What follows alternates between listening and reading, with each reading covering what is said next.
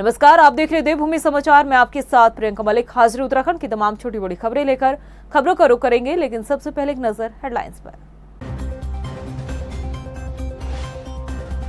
उत्तराखंड दौरे पर केंद्रीय गृह मंत्री अमित शाह की अध्यक्षता में हुई मध्य क्षेत्रीय परिषद की बैठक। सीएम धामी और मुख्यमंत्री योगी आदित्यनाथ हुए शामिल।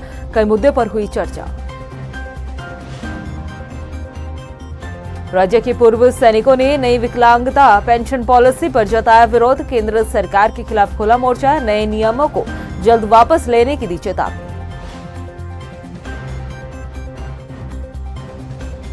शराब पीने के शौकीनों के लिए अच्छी खबर, अब आप अपने घर में खोल सकते हैं बार। मिनी बार के लिए लेना होगा आपको लाइसेंस।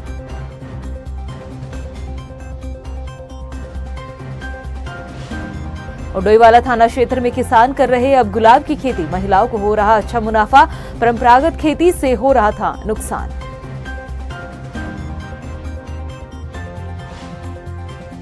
हेडलाइंस के बाद बुलेटिन में खबरें विस्तार से। उत्तराखंड दौरे पर पहुंचे केंद्रीय गृह मंत्री अमित शाह की अध्यक्षता में टिहरी जिले के नरेंद्र नगर में मध्य क्षेत्रीय परिषद की बैठक हुई, जिसमें उत्तर प्रदेश के सीएम योगी आदित्यनाथ और उत्तराखंड के मुख्यमंत्री पुष्कर सिंह धामी शामिल हुए। वहीं मध्य प्रदेश के मुख्यमंत्री शिवराज सिंह चौहान और छत्तीसगढ़ के मुख्यमंत्री भूपेश बघेल ऑनलाइन इस बैठक से जुड़े। आपको बता दें कि इस बैठक में कई अहम मुद्दों पर चर्चा की गई। केंद्र सरकार ने देश के सैनिकों के लिए नई विकलांगता पेंशन पॉलिसी के लिए जो अलग से नए नियम लागू किए हैं, उनका विरोध किया जा रहा है। पूर्व सैनिक और विपक्षी दल कांग्रेस इन नए नियमों को लेकर लगातार विरोध कर रहे हैं। पूर्व सैनिकों के विरोध को देखते हुए लग रहा है कि चुनावी समर में बीजेपी की मुश्किलें बढ़ सकती हैं। ये रिपोर्ट देखिए। इस तरीके से मोदी सरकार ने इनके ऊपर, हमारे ऊपर सर्जिकल स्ट्राइक किया है। मतलब पहले वो पेंशन थी, अब हर्जाना। पूर्व सैनिकों की विकलांगता पेंशन में किए गए बदलाव को लेकर कांग्रेस को बीजेपी सरकार को घेरने का एक और मौका मिल गया है। कांग्रेस अब पूर्व सैनिकों के बीच जाकर इस मुद्दे को भुनाने की कोशिश कर रही है। सैन्य बहुल्य प्रदेश उत्तराखंड में कांग्रेस के पूर्व सैनिक विभाग के राष्ट्रीय अध्यक्ष रोहित चौधरी ने प्रेस कॉन्फ्रेंस कर बीजेपी सरकार को घेरने की कोशिश की। कर्नल रोहित चौधरी ने विकलांगता पेंशन के नए नियमों को सीमा पर खड़े सैनिकों के मान सम्मान पर सर्जिकल स्ट्राइक करार दिया है। देखिए, रणनीति हमारी पूरे देश में है। दिल्ली में सभी पूर्व सैनिक संगठनों ने इसमें फैसला किया कि हम एक सुर से इसको रिजेक्ट करते हैं। दिल्ली में किया, उत्तराखंड में आए, अब हम सारे देश भर के अंदर ये जाएंगे और एक एक कोने तक ये मोदी जी का जो सेना के खिलाफ किया हुआ कार्रवाई है उसको हर घर तक पहुंचाएंगे, ताकि देश का जो आम नागरिक है उसको पता चले कि ये झूठे राष्ट्रवादी हैं, झूठे सेना भक्त हैं, झूठे देशभक्त हैं। तो इसलिए उनको उनकी जो झूठी कार्रवाई है उसको हम देश के सामने लाएंगे और उनका पर्दाफाश करेंगे। पूर्व सैनिकों की विकलांगता पेंशन को लेकर कांग्रेस पूर्व सैनिकों और सैनिकों के बीच जाने की रणनीति बना रही है। कांग्रेस इस बदलाव को लेकर उत्तराखंड में सरकार के खिलाफ आंदोलन की तैयारी कर रही है। कांग्रेस के पूर्व सैनिक विभाग के प्रदेश अध्यक्ष कैप्टन बलबीर सिंह रावत ने सरकार को चेतावनी देते हुए कहा कि सरकार जल्द इस नए बदलाव को वापस नहीं लेती है तो पूर्व सैनिक सरकार के खिलाफ सड़क पर आंदोलन करेंगे। देखिए, वर्तमान सरकार ने जो डिसेबिलिटी पेंशन में बदलाव किया है, ये सचमुच में पूर्व सैनिकों के परिवारों को आर्थिक हानि के साथ उनकी एक मनोवैज्ञानिक असर डालने की वाली बात है। उनको भारी नुकसान है, इसलिए ऐसा नहीं किया जाना चाहिए। अगर ये सरकार इस प्रस्ताव को वापस नहीं लेती है तो हम आने वाले टाइम में सरकार के खिलाफ सड़कों पर उतरेंगे। इस सरकार को हम चेतावनी देते हैं। केंद्र सरकार इस नई पेंशन योजना में बदलाव करती है या नहीं, ये तो भविष्य ही बताएगा। लेकिन एक बात तो साफ है कि उत्तराखंड जैसे सैन्य बहुल्य क्षेत्र में कांग्रेस को सरकार को घेरने का एक बड़ा हथियार मिल गया है और कांग्रेस आने वाले लोकसभा चुनाव में इसे बड़ा मुद्दा बनाना चाहती है। उत्तराखंड के पारंपरिक फसल और भोजन को बढ़ावा देने के लिए राजीव गांधी नवोदय विद्यालय में गढ़ भोजन कार्यक्रम का आयोजन किया गया। इस कार्यक्रम में कैबिनेट मंत्री डॉक्टर धन सिंह रावत भी शामिल हुए। आपको बता दें कि गढ़ भोजन आयोजन का मुख्य उद्देश्य उत्तराखंड के पारंपरिक खाद्य पदार्थों को जन जन तक पहुंचाना है और राष्ट्रीय स्तर पर पहचान दिलाना है। गढ़भोज संस्था का धन्यवाद देना चाहता हूं। उसके संस्थापक जी भी हमारे साथ यहाँ पे हैं। ये लोग कई वर्षों से जो हमारा अन्नश्री है, हमारा जो मंडवा है, झंगोरा है और जो हमारे पौष्टिक जितने दालें हैं, गहत है, इसके लिए बहुत सालों से प्रयास कर रहे थे कि जो हमारा स्कूल है और जो हमारे कॉलेज हैं, जहाँ भी हॉस्टल हैं, वहाँ हफ्ते में या महीने में एक दिन गणभोज रखा जाए। यदि आप शराब पीने के शौकीन हैं तो उत्तराखंड की धामी सरकार ने इसे लेकर एक बड़ा कदम उठाया है। अब आप अपने घर में ही बार खोल सकते हैं, लेकिन इसके लिए आपके पास लाइसेंस होना बेहद जरूरी है। और किन बातों का आपको ध्यान रखना है, चलिए आपको इस रिपोर्ट में दिखाते हैं। शराब पीने के शौकीनों के लिए खबर, अब अपने घर में खोल सकते हैं बार। मिनी बार के लिए लेना होगा लाइसेंस। अगर आप शराब पीने के शौकीन हैं तो आपके लिए अच्छी खबर है। उत्तराखंड की धामी सरकार ने अब घरों में मिनी बार खोलने की मंजूरी दे दी है, यानी कि अब आप अपने घर में भी बार बना सकते हैं, लेकिन इसके लिए आपके पास लाइसेंस होना जरूरी है और कुछ नियम तय किए गए हैं जिसका पालन आपको करना होगा। बता दें कि धामी सरकार ने प्रदेश में नई आबकारी नीति को लागू कर दिया है। इस नीति के तहत शराब के शौकीनों को अपने घर में बार खोलने का लाइसेंस देने का प्रावधान है और देहरादून के एक आवेदक को मिनी बार का लाइसेंस जारी भी कर दिया गया है। अब आपको समझाते हैं कि घर में मिनी बार बनाने के लिए आपको किन बातों का ख्याल रखना होगा। कोई भी व्यक्ति जो पिछले 5 सालों से इनकम टैक्स रिटर्न दाखिल कर रहा है, वो डीएम कार्यालय में लाइसेंस के लिए आवेदन कर सकता है। डीएम कार्यालय की ओर से 12,000 रुपए में होम बार लाइसेंस जारी किया जाएगा। एक बार मंजूरी मिलने के बाद लाइसेंस धारक 9 लीटर भारत निर्मित विदेशी शराब, 18 लीटर विदेशी, 9 लीटर वाइन और 15 लीटर बियर घर पर रखने का हकदार होगा। बार का उपयोग केवल व्यक्तिगत उपयोग के लिए करना होगा, किसी भी कमर्शियल यूज की अनुमति नहीं होगी। ड्राई डे पर बार को बंद रखना होगा। मिनी बार के क्षेत्र में कोई भी घर का सदस्य 21 साल से कम उम्र का न जाए, इसका ख्याल रखना होगा। होम बार के निरीक्षण के बाद ही लाइसेंस का नवीनीकरण किया जाएगा।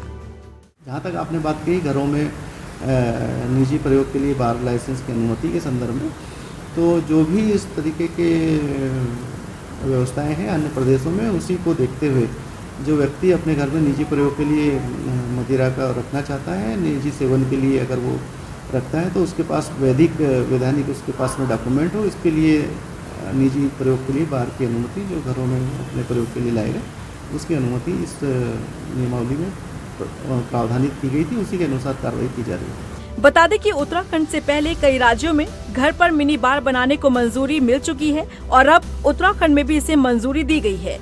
वहीं हल्द्वानी के बनभूलपुरा क्षेत्र में देर रात बर्थडे केक को लेकर 2 पक्षों में विवाद हुआ है, जिसमें जमकर लाठी डंडे भी चले और ईंट पत्थरों से वार किया गया। विवाद में कई लोग घायल भी हुए हैं।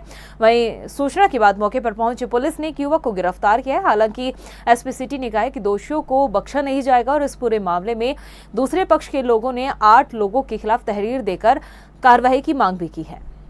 इसमें एक पक्ष द्वारा तहरीर प्राप्त हो गई है, जिसमें अभियोग पंजीकृत किया गया है, जिसमें एक व्यक्ति को गिरफ्तार किया गया है और उसको माननीय न्यायालय के सामने पेश किया जाएगा।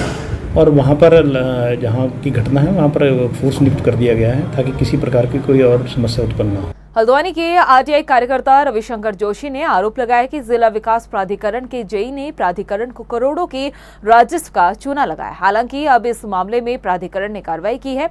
आरटीआई कार्यकर्ता ने बताया कि अशोक पाल नाम के पूंजीपति व्यापारी द्वारा बहुमंजिला बिल्डिंग बनाई गई, जिसका नक्शा भी पास नहीं किया गया। बाद में कंपाउंडिंग के नाम पर खेल शुरू किया गया। इस पूरे मामले में अब कार्रवाई की जा रही है। बिल्डिंग सील कर दी गई है। आरटीआई कार्यकर्ता रविशंकर जोशी का कहना है कि ऐसे भ्रष्ट अधिकारियों पर आपराधिक मुकदमे दर्ज कर उन पर कार्रवाई होनी चाहिए।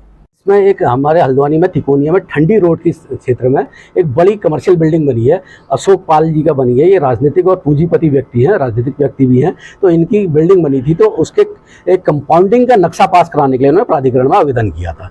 तो तत्कालीन जो कनिष्ठ अभियंता थे मनोज अधिकारी जी, तो उन्होंने जो उसका शुल्क निर्धारित किया तो लगभग 24 लाख रुपए के लगभग उन्होंने शुल्क इसका निकाला, तो उसमें जमा कर दिया और नक्शा पास हो गया। तो मुझे उसमें कुछ अनियमितता लगी और उसके बाद मैंने आरटीआई से सारे दस्तावेज मांगे। तो जब दस्तावेजों का मैंने अध्ययन किया तो मुझे लगा कि बहुत कम फीस है, तो मैंने उसकी एक कंप्लेंट डीएम को और सिटी मजिस्ट्रेट महोदय को दोनों को दी कि ये कम है और इसको नियमानुसार इनकी पुनः से आप कैलकुलेट करिए। मेरे संज्ञान में आई थी कि इसमें पूर्व में जांच हुई थी, जिसके बाद कुछ अनियमितताएं सिद्ध हुई थी, तो उसकी पत्रावली का हम परीक्षण कर रहे हैं संबंधित अधिकारी पर। यदि पूर्व में कोई कार्रवाई हुई है या प्रस्तावित की गई है तो उसको आगे बढ़ाया जाएगा। किस वजह से वो पेंडिंग पड़ी हुई है उसका भी हम लोग संज्ञान लेंगे। अगर उसमें जांच कंप्लीट नहीं हुई है और कोई प्रक्रिया अभी विचाराधीन है तो उसको भी दिखवाकर आगे बढ़ाएंगे। देहरादून के मुख्य पलटन बाजार में सार्वजनिक शौचालय के नाम पर अवैध अतिक्रमण किया जा रहा है। बाजार में जिन 2 जगहों पर शौचालय बनने थे वहां व्यापारियों ने अवैध कब्जा कर दुकानें खड़ी कर दी है, जिसका खामियाजा जनता को भुगतना पड़ रहा है। वहां काम करने वाले व्यापारियों से लेकर महिलाओं को शौचालय के लिए काफी मशक्कत करनी पड़ती है, लेकिन जिम्मेदार अधिकारी छुपी सादे बैठे हैं।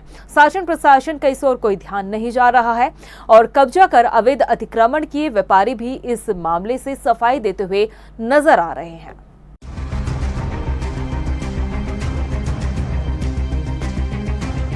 कस्टमर को हम भेज ही नहीं पाते। वॉशरूम तो है पर दूर है, वो भी गंदा है। यहाँ पर उपलब्ध करा रखा है वॉशरूम, पर उसकी जगह दुकानें बना रखी हैं।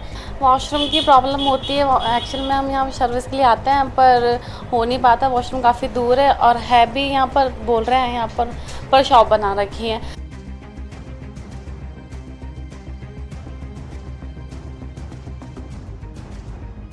शहर की आधी आबादी बाजारों में सार्वजनिक शौचालय नहीं बनने से परेशान है और जहां पे जगह दी भी गई है तो वहां पे भी अवैध कब्जा कर व्यापारी बैठे हुए हैं। ऐसे में जिम्मेदारी किसकी है, सरकार की या व्यापारियों की? कार्रवाई किस पर होनी चाहिए? क्योंकि जिस स्थान पर मैं खड़ी हूँ ये देहरादून का पलटन बाजार है, जहाँ पे अधिकतर महिलाएं खरीदारी करने आती हैं। चहल पहल इस बाजार में होती है, लेकिन जब भी शौचालय की बात आती है तो बाजार के अंदर कहीं पे भी शौचालय की व्यवस्था नहीं कर रखी है। ठीक मेरे पीछे जो आप जगह देख रहे हैं, यहाँ पे सरकार ने शौचालय के लिए जमीन दी, लेकिन पहले तो यहाँ पे ना शौचालय बनाया गया, जमीन के नाम पे यहाँ पे अवैध कब्जा कर लिया गया है और जो शौचालय बनना भी चाहिए था तो वो यहाँ पे नहीं बना गया। हमने जब यहाँ की महिलाओं से बातचीत की तो उनका यही कहना था कि उन्हें जब भी शौचालय जाना होता है तो काफ़ी दूर उन्हें जाना पड़ता है। ऐसे में जिम्मेदारी किसकी है?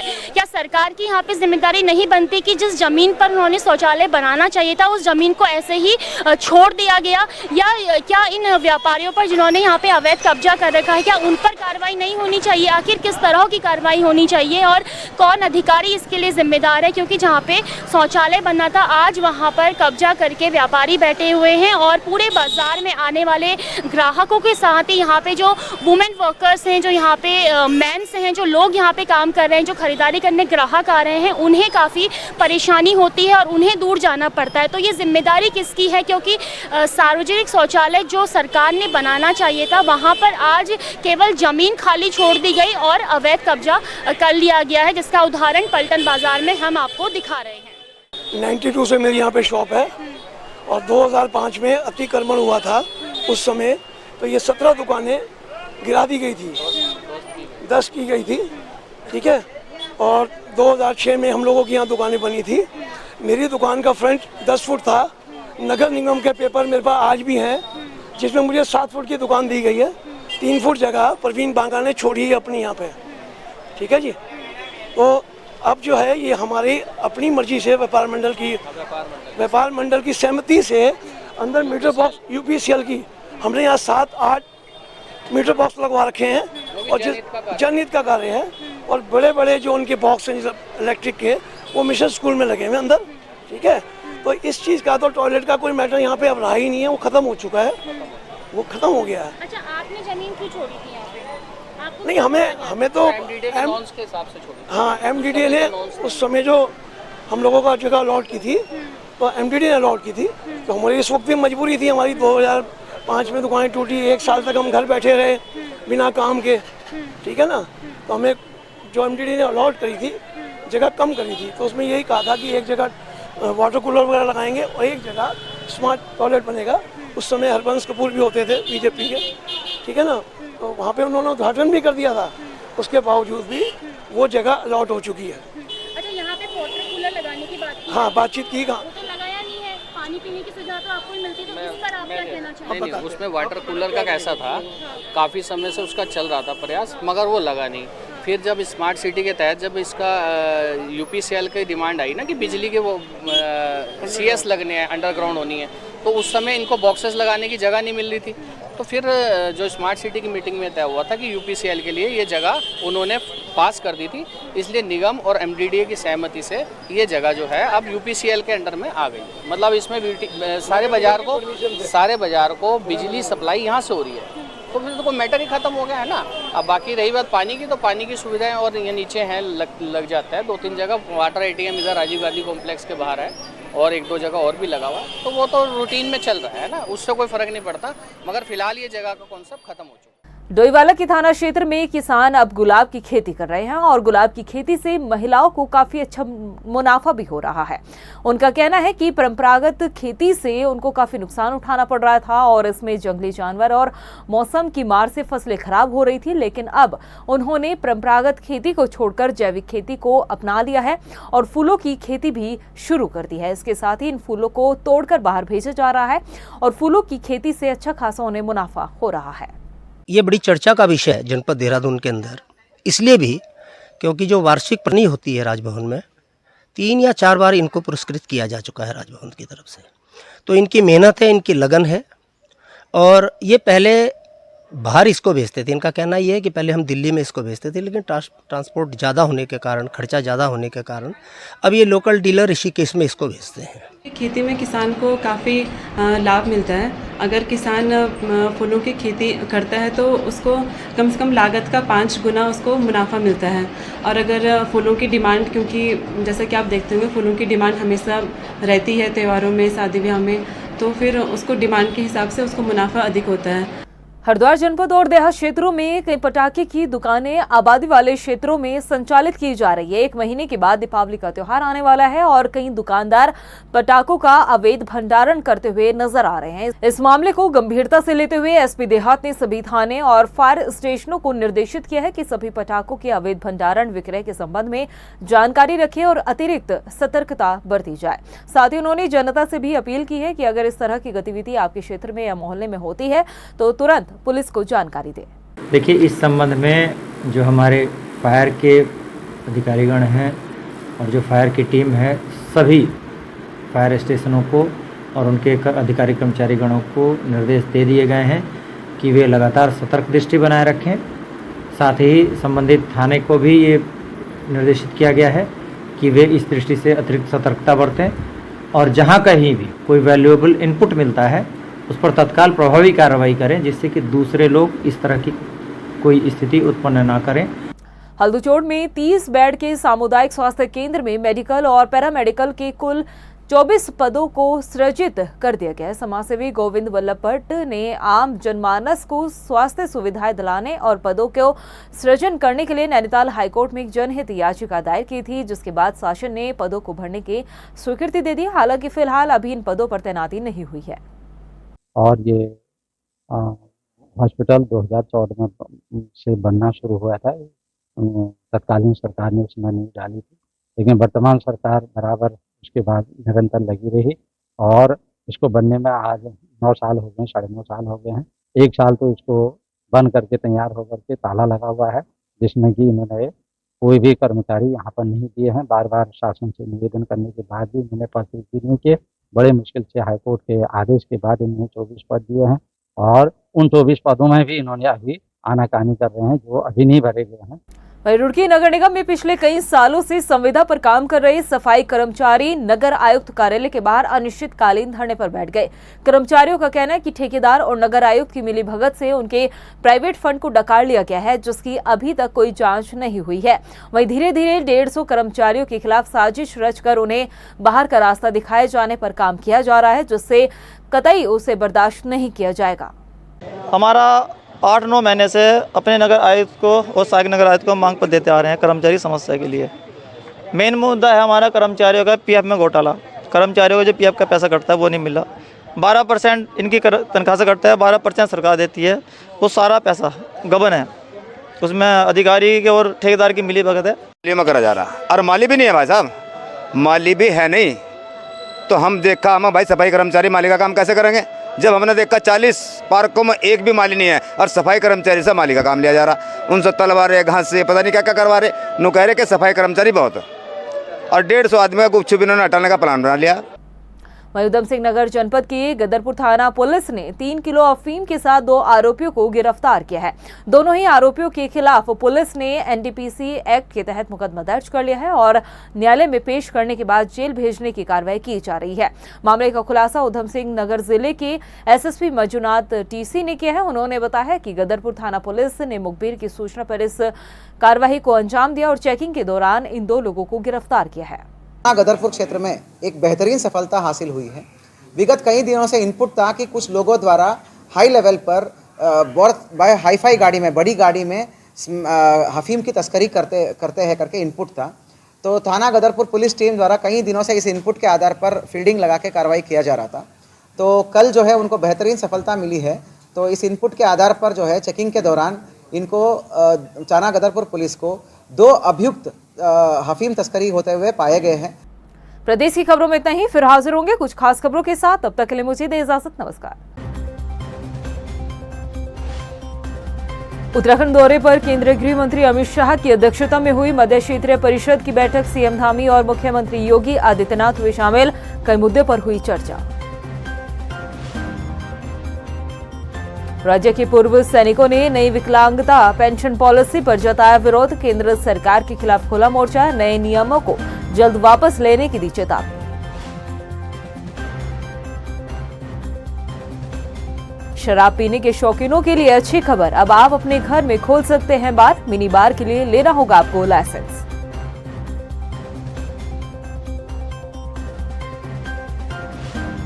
डोईवाला थाना क्षेत्र में किसान कर रहे अब गुलाब की खेती। महिलाओं को हो रहा अच्छा मुनाफा। परंपरागत खेती से हो रहा था नुकसान।